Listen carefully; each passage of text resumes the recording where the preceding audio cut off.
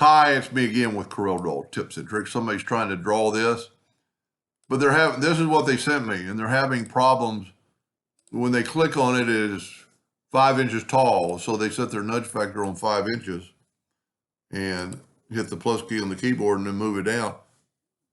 Well, it's not there. Well, there's a telltale sign there when you click on it. The bounding box is bigger than the graphic, and you can see some dots.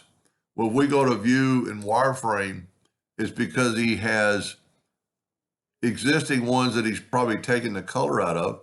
So what we could do, or how I fixed it, just go to group and ungroup it while it's still under wireframe and try to not get everything and just delete. Whoop.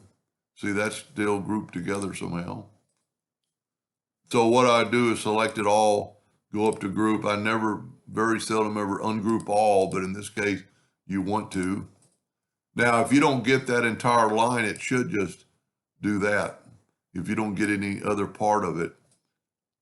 And then if we look, go back to view and enhanced, you get that. So now if we group this is pretty cool.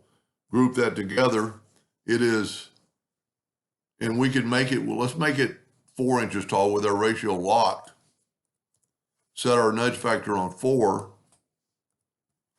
And then when you do this, Control D and make a duplicate. Whoop, I moved it the wrong way. Need to move it down.